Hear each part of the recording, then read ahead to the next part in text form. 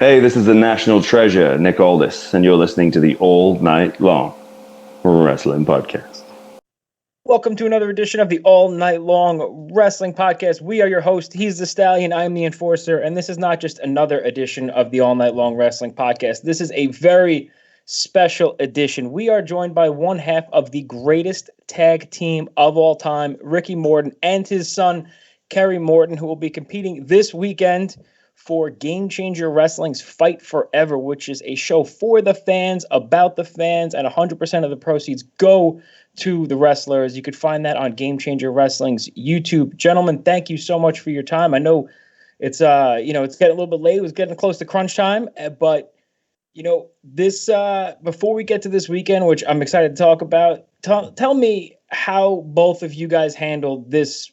I don't even know, year, this, whatever's going on the last couple of years. How are you guys holding up, and how has that changed your plans? Well, man, you got to understand, when you depend on wrestling for a living all your life, and all of a sudden the country shuts down, it's a culture shock to everybody, I guess. But it's what I've done. Man, I just can't wait to get back. Only thing hard is, and it is, I hand it off to all the boys with the shows that still run. It's hard to go out and perform without a crowd. And it's, it happens every night, but it's what we got to do. But see, the show must go on, man. Looking forward to it. My Kerry here, he's my son coming up in the business, but he's really involved. He goes to college. So yeah, kind of funny story too. In 2020, I started my wrestling career. I wanted to start full time. So, I picked it up in January. I just ended a professional theater show. And I looked at my old man. I said, hey, what do you think if I step in the ring? He said, I've done it my whole life. And, he told me, he's like, well, you really want this? And I said, yeah, Dad, I really do want this. And so he made a rule with me. He said, you got to get your college education, but you can also you can go wrestle too. So I'm trying to manage both. But like I said, I started my career in January of 2020. And when I first started, I was very fortunate that I picked up a lot of bookings in a short amount of time. And I was booked up all the way until July of 2020. And then when March came around, I was wrestling for AML, which is a huge promotion in Winston-Salem, North Carolina. And we're setting up an awesome storyline. There's about 200 people in the building. It is absolutely insane. It's so loud. And right then, I get off the ring as the main event. And I get out, and I get a phone call. And within 5 or 6 minutes, every single show canceled. Yeah. So every single show. So that took a different, took a spin for me. Yeah, I mean, it happened to everybody. And Mr. Moore, like you mentioned, professional wrestling, without the fans, I don't want to say it's nothing, but the fans make up so much of it. And this year, I think a lot of the major promotions, and now, the smaller promotions are doing a really good job in taking this as serious as they can and still being able to put on good shows for the people and as safe as possible. And I think that's what's important. It's funny, you answered my next question. I was going to say, how did your father take the news of you saying, you know what? Because I know you were, I believe, in theater, right? Musical theater? I was. And, yeah, and to go take back and look. Go ahead. Go back and look at the independent shows I done, maybe 10 years back, and you'll see him at ringside and all of them. He's a little kid dressed up like me running around the ring. I did a show with Chase Owens the other night, and Chase was re-showing the match when I beat him for the world's junior heavyweight NWA title, and he was running around the ring, just a little bitty. Man, he was running around, and as soon as I won, he hit up in the ring. I told Chase, I said, man, I'm going to sit here and cry on this podcast, and you're going to have to do something here. All right. So, like you were saying, though, I've always wanted to do this. This has always been my first love. I watched, today I was watching some Jim Crockett promotions, and I was just asking questions again, but I love wrestling, and it's something I've always wanted to do. Everything I did leading up to this was going to evolve into wrestling. I played a lot of sports. I made some good accomplishments in sports. I won. I was very fortunate to win some state trophies in theater, and then I was very very blessed to do theater as a job. You're very blessed. Yes. To get you a 4-year scholarship to college. That's the second. Listen, money talks, and that's the blessing right there. That's fantastic. And I believe you're also an amateur wrestler, correct? I loved amateur wrestling. I made some really good accomplishments in amateur wrestling as well. And so that's, also one of my trainers was Chase Owens that he was just mentioning. And if you don't know anything about Chase Owens real quick, getting off topic. Crown Jewel. He's a real badass. He was like a 2-time state champion, 7th nationals, a Super 32, second place holder. That's amateur wrestling talk. But anyways, he was the real deal. That's who really coached me and helped me a lot. And, amateur wrestling is the best thing to put a kid into because you learn so much discipline in amateur wrestling. You know how to take instruction and also deal with creative criticism, which transfers into the professional wrestling world so much because you can't know everything right out the gate, right? That's how you get in trouble. Yeah, but you made a good point there, though. And I'm not sitting here. I don't have the answers to everything, and I don't know everything. But the problem with the wrestling business is a lot of guys are breaking into the business, but they're not stopping to understand what our business is really about. You get to a point, our business is not about me. Our business is about everybody. And when everybody gets in and you work together, it's just, even though it's any kind of organization, anything, if you don't have teamwork and work together, and have an open mind to willing to learn and not thinking that you know everything in the world. And that's the only way you're going to succeed in this business. And speaking of an open mind, 1985 till now, the business has changed drastically. Mr. Morton, what do you notice is the biggest difference from, let's say 1985 to now? What to you really stands out the most, the way this business has changed? Well, the money. That's the big thing, dude. I wrestle. I never had a contract. Never had a contract. Never made. These guys. Some of them made more than a night, and I made in 5 years. But that's just the way it is. See, the whole business was different. We was in a sacred business then. You had to walk. Even back then, our business, 99% of the time, you didn't even get your finish till you got in the ring. And the reason why was, and if you notice, when Vince McMahon started going, all you had to do is get Dave Meltzer's kayfabe sheet, and the finishes for the matches that night. And I'm serious. So it went on along that track and it got way off. But and I'm not knocking nothing, dude, because I love the boys in our business. But absolutely, son of a bitch. Excuse my language. You watch Monday Night Raw and you don't know who's who in the business. Damn, everybody looks alike. Everybody wears the same things. And then when you leave there and you go to the independent show, it's the first match does a whole Monday night show in one match on the first one. Never asked what they did.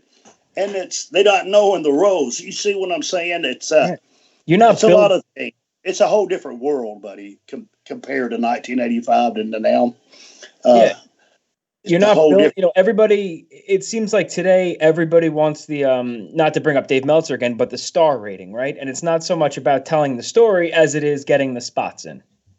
Oh God, I'm telling you, I got to get my stuff in. And I got to say this, but at the time it was LAX, Santana and Ortiz. I'm wrestling for GCW in New Jersey during the WrestleMania week, couple weeks in New Jersey, New York, when they had it there. And and I wrestle these guys, and all I know, see, when you know how to see, and that's why I like these guys, because to become a good worker, you got to be able to wrestle everybody. A lot of times a good worker has to change his style to work with somebody. That's good. But you still keep it in there. But I'm working with these guys, and right when I first locked up with them in the ring, holy crap. And then I'm in the ring, and he tells me, he stops me, he said, "Man, we're going to do a spot. My partner's going to cover him. Come and sunset flip me off his back and just hold on." What's the take? Okay, so I don't know. I know I come off him, I sunset flipped him, I head off. I held on, and the next thing, the ceiling come off the building. Oh my God! You know, and I stood up, and you could see me on the tape. I went, what the fuck was that? You know, I didn't even know. Man, we did you know, the referee went, damn, you did a Canadian destroyer. I said, I did a what? But see, you understand me. It's just being good workers, and I appreciate guys like that. You know, and and those guys. The only beef we had that night is they wanted to put me and Robert over, and I wouldn't let them. You hear me? Oh no, hell no, man. These guys. I remember that clip. At that time, there was that TNA. I told them, no, dude, no.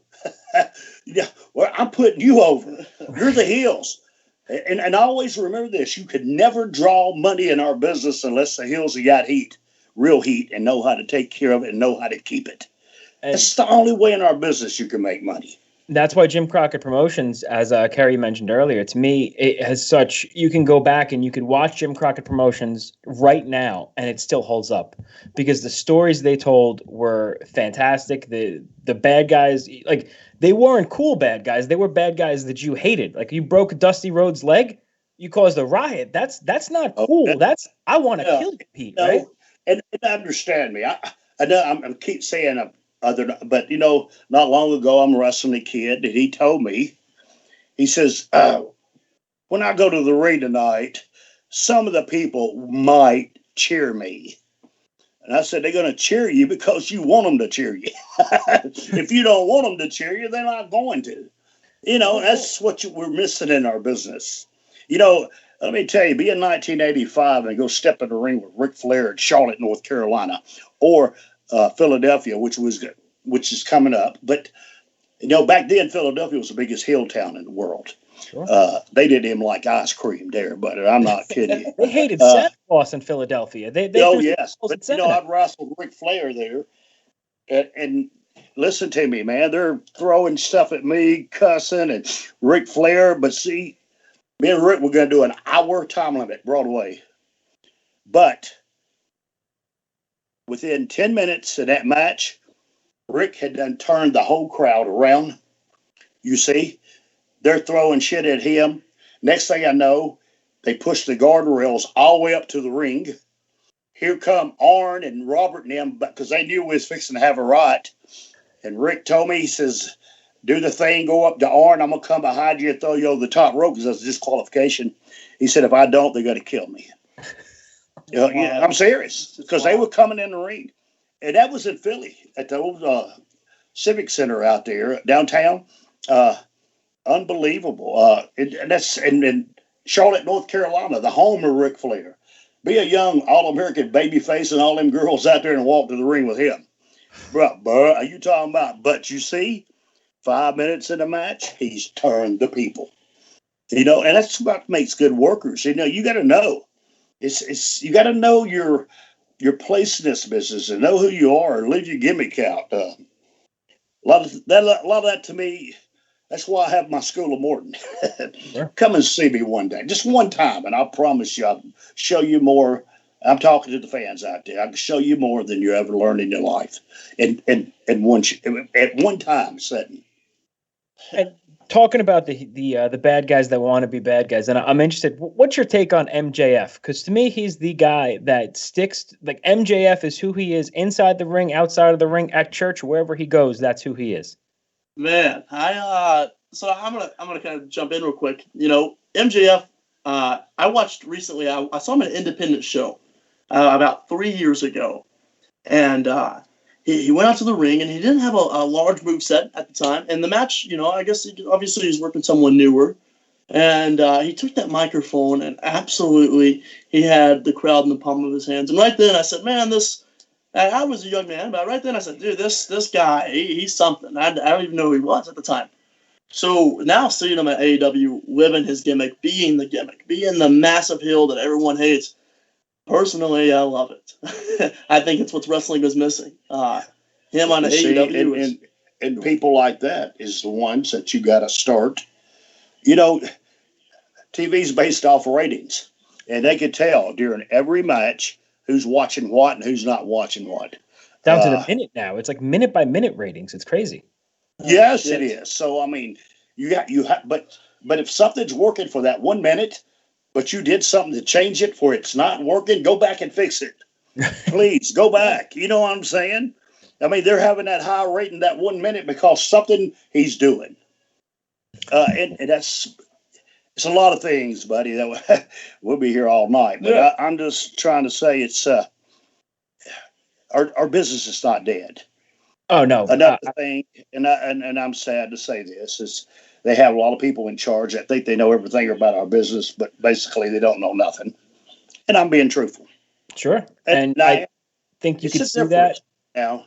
And I want you to look at me. It's a difference in this business that when the whole territory depends on you to pay their bills, this is what we did for a living. A lot of guys in our businesses worked here. A lot's worked here. Many has worked here and a lot's worked right there. But there's only a few that's been up here for years where you sold out arenas. But see, what you got to learn to do in our business, and this is why I always say keep heat on your heels. As me being a champion, I never wanted to be a champion because the people never paid their money to see me lose. They always paid to see me win, but the heel kept screwing me every time. I kind of want to interrupt you real quick, and I'm probably getting a little off topic, but speaking of championships, this was kind of a formal media call as well leading up to this weekend, and it's probably one of your questions. But what about that championship old Ricky Shane Page has? Dad? Well, let me tell you something. Ricky Shane Page, he's known for his death match, right? Well, yeah. I'm known for I don't give a fuck match. Okay. And everybody saw that when you beat Joey Janela. What's that? I said, and everybody saw that when you beat Joey Janela at spring break. Oh, hats are off, Bob. You know what? One thing I can say about GCW, you have great workers. It's not a part about me beating Joey Janela. It's a part about Joey Janela is a hell of a wrestler, and I don't care what anybody says. Maybe he didn't look like Lex Luger did in his days, but damn, he could work better than he did. I can tell you that. A little bit better of a worker than Lex. Now listen to me, and I'm not here to smarten the world up. I'm not here to insult anybody's intelligence. You understand me? When you trust somebody, you can have a match like that. Okay? And you hardly ever see me do anything like that. You hear me? Absolutely. Okay. I'm just talking to you from my heart, Bob. Yeah, man. Joey's a hell of a worker. Yeah, he is. And if you people out there don't think he is, you need to go home and find something else to do. I mean, because he's absolutely wonderful. You can do anything. You're not part of some other person. I mean, if you're going to live by somebody else's opinion, and that happens a lot. Well, my dog's back here snoring. But I thought, damn, Kerry James, you fell asleep. But you get what I'm saying. Sure. But I'm looking to come there, man. We're going to be in Philly this Saturday night. Yes, sir. We're going to be live on YouTube. And I don't even know where the building is. No. Do you? I don't think we're allowed to know where the building is because it's a closed set. Well, that's cool. I mean, but you see, I like it that way. Yeah. Nobody knows nothing. I was talking to Brett, and I messaged Brett, and I was like, "Hey, man, where's the building?" And he's like, "Talk to you soon." I said, "Oh man, it's like one of those speakeasies. Like, if you know, you know." Into Philly, and I can't wait. The last time I was in Philadelphia was for New Japan Wrestling at the ECW building. Sure. And man, we had a hell of a show that night. And those fans out there, if you seen that show that night and you seen what I did, wait till you see me this Saturday night. I get older, but I keep doing more. Well, it is going to be both of you guys against Atticus and Ricky Shane Page. And like you guys mentioned about the death match, it's going to be a clash of styles, but I don't think there's anybody more universally hated than 440 right now. So you're going to have the weight of the world on your shoulders as you guys take these on this Saturday. And I'm glad you mentioned working with New Japan and stuff like that, because earlier, Kerry, you mentioned you went back and you were watching a lot of the Jim Crockett Promotions matches. Were you watching your father's matches? What were you watching? No, you're wrong. It's a little hard looking at my dad and then And then looking at, that's Ricky Morton. And also, that's my dad, too. So, Sure. Of course, I watch a lot of his tapes. But then again, I'm a fan of that era. One of my favorites, and I'll say it, I love Magnum TA. I love Magnum TA. So, I have his bandana sitting in my room. I have his 8x10 right on my side. It's up on the wall. It's up on the wall there, too. I love watching Magnum TA. I like Tully Blanchard. Of course, I like watching the enhancement talent. I don't know if I'm so odd, but like some of the performance, I love watching the enhancement talent and the way they put over guys and the way they sell and quite frankly, that's stuff I like to pay attention to. In my wrestling style, I want to be different. I don't get me wrong. I can do a 1.5. I can do a gainer. I can do all those cool moves. But maybe sometimes I choose not to, just because everyone else is going to do so. Yeah, that's what will make you different. Yeah. And I promise you this: sometimes it's okay to start a match off with a headlock. Sometimes it is. You hear me? Hey, listen to me. I'm not trying to be rude. Kerry's going to be on here to talk to you for a while. Of course. My wife just come in from work, and she works in Pigeon Forge a long way. She's just home for the night. And I'm going to go meet her and greet her and maybe go have us a beer. Hell yeah. We up here in the country, buddy. You can tell by me talking, I'm eat up with hillbilly, but that's just the way it is. The guy asked me the other day, man. He said, "Man, how did you meet your wife?" I said, "Well, when I first met my wife, the first thing I asked her, I says, 'Do you make cornbread?' And she answered. It goes, 'And banana pudding.'" What else can I say, bro? That's all you need. Thank you very much. I want to tell all the fans that's listening tonight to watch GCW this Saturday. It's going to be on pay-per-view, isn't it? It's going to be live on YouTube. Fight TV is sponsoring us. Okay. But man, take care of this, dude. Everybody come and see this. It's not only that, but it's a part of our business that we got to keep alive. And see, all my life, I always told the people, I said, man, the fans, it's what makes our business, and those GCW fans. And I'm not here trying to be the all-American baby face, but see, my whole life, I always put the fans number one. That's why I never minded being number two. So go watch our show this week, man. It helps us wrestlers that hadn't had no work in a year. Sure. It helps everybody, and it helps everything, because even that night, there might be one star that night that somebody sees. And the next thing you know, he's a icon hero of the world. That's the way our business works. You hear me?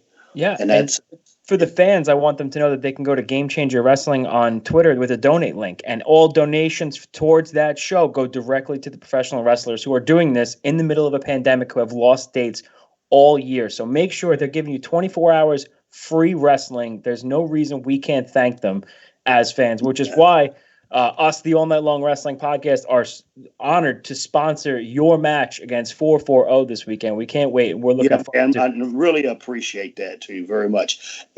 But you see, what I'm trying to say is, the next time I come on here, I'll be a little bit more prepared. Kerry James come in from college a while ago and said, "Hey, Dad, we got to go on air here in a minute." Yeah, but I apologize. No, not at all, Mr. Morton. We thank you so much for your time, and go say hi to your wife and enjoy some cornbread. To people like you, man, you made my life. You made me who I am, and thank you. Never, and I put something like that on Twitter today. Never criticize somebody for their success. Man, I love you all. Y'all have a good night. See you Saturday. Thank you so much, and we appreciate everything you've given us, and you will give to us this Saturday. Yeah. Oh man, I will. Yeah. Kerry? Yeah. All right. Don't let your mouth write a check our ass can't pay. Yes, sir. All right. Hey, what's up, guys? Thanks for keeping me on here for a little bit more. Yeah, no, of course.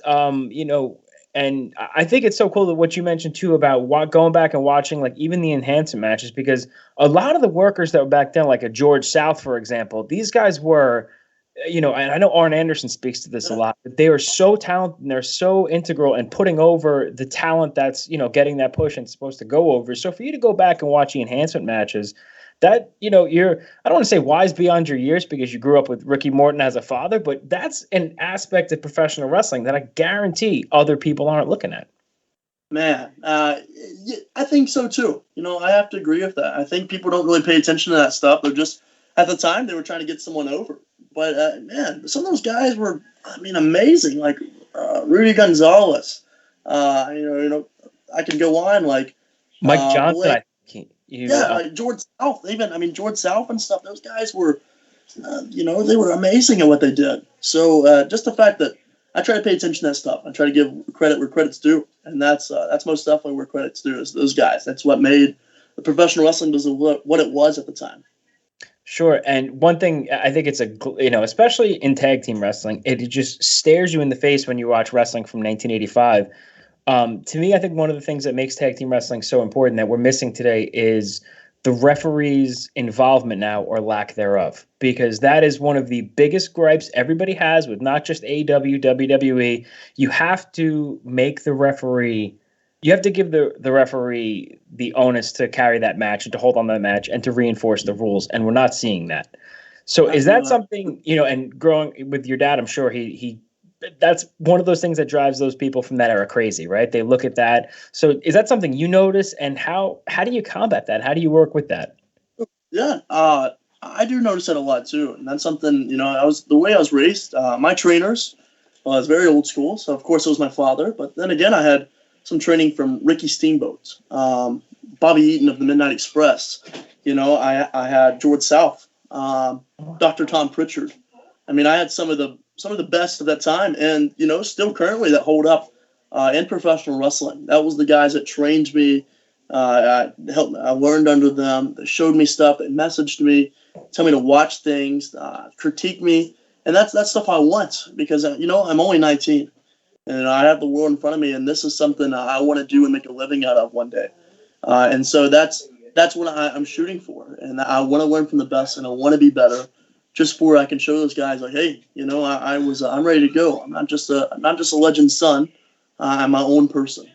A third generation star too. So of course you're carrying the name. There's going to be a lot of added pressure on you. The Randy Orton name, like the Cody Rhodes name, the Ricky Morton name, the Kerry Morton name. That's something that holds a lot of weight. Have you experienced anybody maybe treating you differently, trying to try you, or anything like that, holding that name? Yeah. So funny story. So here in the South, we're still running fairly, and I'm booked. I'm booked a lot right now during this pandemic. Usually every weekend I'm somewhere. I'm getting paid. I'm still doing my thing. But I have learned that really quick. I was wrestling. I won't mention any names, but I was wrestling in promotion in Burlington, North Carolina. And so home guy came up to me. He's been wrestling for a while. He's like, "Oh, you're Morton's boy." I was like, "Yeah, I'm Morton's boy, sure." And it's Kerry. He's like, "Cool, man." We did our thing. We talked in the back, kind of butted heads a little on some of the stuff we're going to do throughout the match. So anyways, we get in the match, and home guy, he kind of locks up, and he headbutts me. I was like, "Oh, all right, you asshole." I was like, that's fine. You probably just had a little mishap. So boom, I do something again. He rings my arm and just wrenches it hard. So I was like, all right, cool. So right then, I ankle picked him. Real quick. And I just threw my elbow right across his jaw as hard as I could. I busted his nose open, and I'm just, there's tape of this somewhere out in the YouTube world. That's called a receipt for everybody listening. Yeah, I got a receipt, and then I just, he said some words real quick, slid out of the mat, and I just told him right there. There was a little crowd, and I just told him right then. I said, "Hey, big guy, don't just test me. Like, hey, I can wrestle too, big man. You don't know my background." And so right then, I earned respect. That was the thing is, I don't think anyone's just given respect. You have to earn that. And just because of, who my father is, of course, people are going to treat me differently. But I don't want that. I'm breaking in just as everyone else. We're all breaking in. I'm learning. I might be a little advanced, but that still doesn't mean I still want to learn. I still want to get better. So I've had some fair shares of people trying to test me, but. Yeah, and it's not like you're given all of these crazy, like you're not main eventing, WrestleMania in your first year. You know what? You're out there, you're working, you're training with the old school. You're training with Chase Owens, who you mentioned as well, of New Japan fame. I know you said Dr. Tom Pritchard. Like you're out there training with people that are going to make you better. Your father, obviously. So I think that's going to be real interesting to see how that works out for you. But everything you're saying, like, to me, like you're literally saying all the right things of somebody that is respectful of the business, knows how the business works, and just wants to get by on your own accord. Yes, you have the last name Morton, but that's not going to define you. What's going to define you is how you train, how you how you wrestle in the ring, and your career. And you want to make a name for yourself. Absolutely, yeah, man. You're right on point too. That's what I want to do. With that, I have some goals. I didn't mention them anywhere on platforms, but I'm going to mention them here. I had some goals. I want to wrestle for that one promotion that everyone wants to wrestle. Of course, that's All Elite Wrestling. Just kidding. Not Monday Night Raw. I'm just kidding. I would love to wrestle. One day the dream is always to be under that contract with All Elite Wrestling or above my name. But that's taking time, and that's something I don't want to rush right now.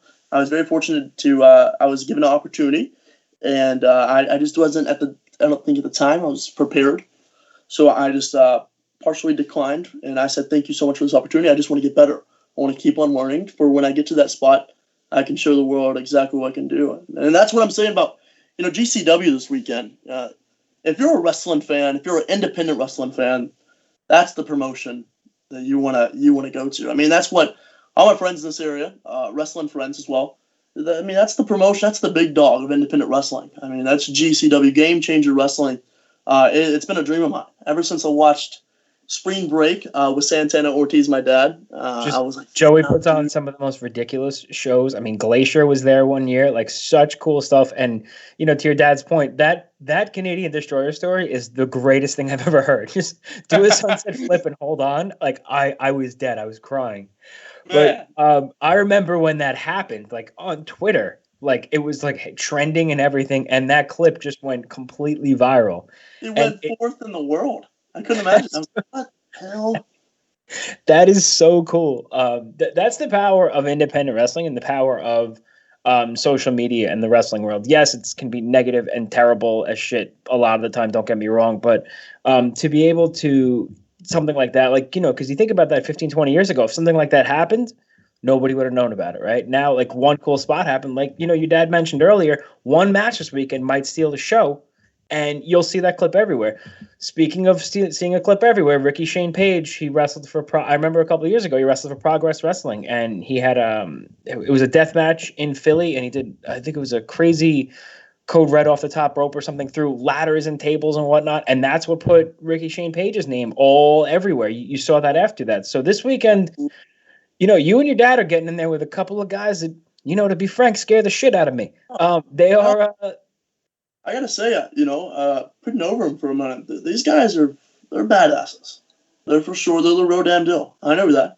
I know what I signed up for. I said, right when I called them out, I knew what I was calling out for. I want that. That's what I want to get better. In order to do that, I'm going to have to test myself. And I'm going to have to go against people that are better than me. So I don't know if this is the year for the breakout of Kerry Morton, but what this is the year of earning respect to my name and busting my ass to get to that top. So I want to put this simple, but, Ricky Shane Page and Atticus, this means a lot to me. This Saturday, I'm wrestling for GCW on a huge, huge, huge platform. So you bet your ass I'm going to bring my A game. I'm going to try everything I can. I'm going to break out some things that, I don't even know what to expect, what's going to happen. But hopefully, live in the moment. Hopefully, we'll see what Kerry Morton's all about. Sure. And Ricky Shane Page is the Game Changer Wrestling heavyweight champion. So as you mentioned earlier, a win over him, a pin over the champion, that could set up either you or your dad with a possible title match down the line. Lots of implications in this match. The world is going to be watching. Listen, before I let you go, I want to ask you two questions. Here we go. You and your father, it's Greensboro Coliseum. You're main eventing. Who are you facing? Past, present, future. You and your dad, main event, Greensboro against him.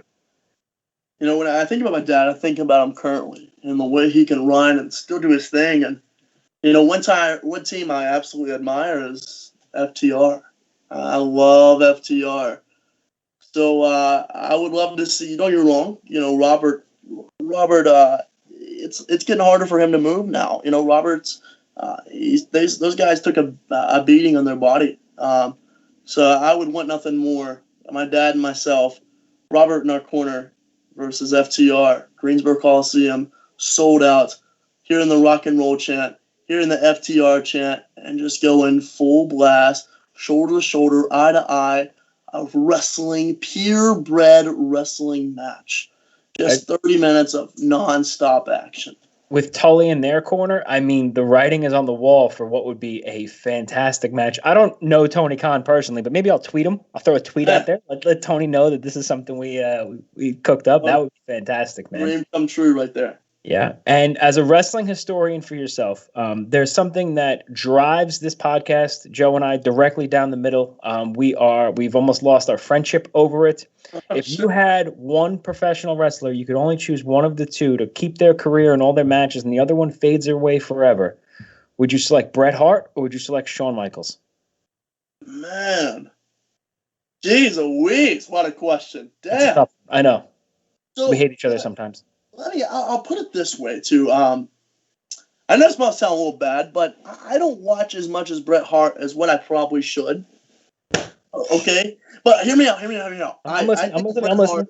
I hear Bret Hart. Don't get me wrong. I do watch Bret Hart a lot. And damn, what a performer he was. But I think Shawn Michaels brought a lot to this industry as well that was different. And, he brought the teeny boppers more into the WWF. He brought those girls. He brought, he wanted that fan base of the younger generation to come in with Marty Jannetty. And that's why they went to that promotion. So, without a doubt, I think I'm going to have to say Shawn Michaels. I know how tough that would be, but damn, I sure do love Bret Hart. But, I think I would split. It's like a 51-49. Like, you're right there. You're like right there, and it's like, man, just there's a couple other things. All right, what also puts me on the map for keeping Shawn Michaels is the WrestleMania match between him and Undertaker. I was just, dude, to this day, I've watched it at least 10 times. To this day, it still blows me away. You know? I'm not mad. I'm just kind of sad. I would say we've probably had like 150 to 200 people on this show, and maybe 5 of them have said Bret Hart. Me and 4 other people, and I can't even remember who they are. That's how sad it's just. I love Bret. I haven't felt myself in a lot of WCW, and that's when I think I would like Bret the most.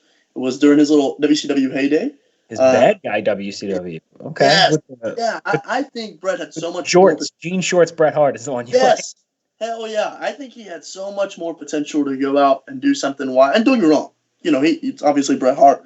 He did really well for himself, but I would love to see more Bret as a heel. I thought that was a peak of him just, raw. Well, Goldberg didn't kick his face off. That we might have gotten more of that, but Goldberg ruined him, and I'm still bitter about it 24 years later, whatever it might be. I recently came across that, too. I watched that, and I was like, damn. It wasn't, man. To this day, it's still so sad how it ended. But it was awesome to see Bret Hart, as you meant, back in AEW. We talked about AEW before, and, so is it safe to say that, you watch a lot of current wrestling, too, right? I do. I watch wrestling, of course, every Wednesday night.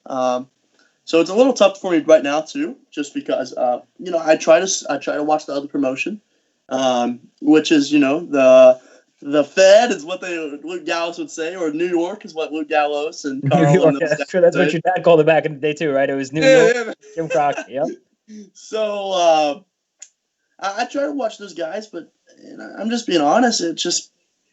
It doesn't amuse me a whole lot. I feel like I watch one match, watch the whole show, and I know it sucks to say, and I know I probably might get some negativity off that, or some feedback off that. But I'm just being honest. That's something it's tough. It's tough to watch that because I want to watch wrestling. And those guys is 3 minutes in the ring and 3 minutes they're out. And it's just give me a match, give me at least 10 minutes. I want to sit down and invest in this into it and invest. And I think that's why people like AEW, because a lot of people compare AEW to like WCW in the mid to late 90s, where like it's a smorgasbord of stuff, right? Like you have the opening match, which is usually like a hot tag match or a 6-man tag, like a lucha style match. And then you have some of like the deathmatch wrestling, and then you have some of the big main events. So it's not cookie cutter, the same thing there. It's such a variety of professional wrestling, and that's literally exactly what you're going to get if you watch Game Changer Wrestling this weekend. It is 24 hours of free professional wrestling. I can't stress this enough. 24 hours for free. It starts Friday night, January 28th, 29th, whatever Friday night is. Yeah, at 8 p.m., and it goes all the way 24 hours later to 8 p.m. on Saturday. You and your father will be wrestling 440 at 4 p.m. on that hour block. Again, for free, Game Changer Wrestling on YouTube, and go to their Twitter. There are ways that you guys can, the fans can give to Game Changer Wrestling. You could sponsor matches if the sponsor blocks, sponsorship's still open, which is what we are doing. We are sponsoring the Fighting Mortons against 440 this weekend. And also be sure to check out, you got some really cool shirts over Pro Wrestling Tees. So prowrestlingtees.com/Kerry Morton, prowrestlingtees.com/Ricky Morton. Some awesome t-shirts, you and your father on there. We will be watching this weekend. We'll be live tweeting. Be sure to follow along with us at All Night Long WP. Kerry Morton, thank you so much for joining the show. Thank you to you and your father for taking the time out. Safe travels this weekend. And listen, go kick the shit out of 440 for us, would you? You bet your ass I will. Awesome. Thank you. That's it for another edition of the All Night Long Wrestling Podcast. We are your hosts. We are tapping out.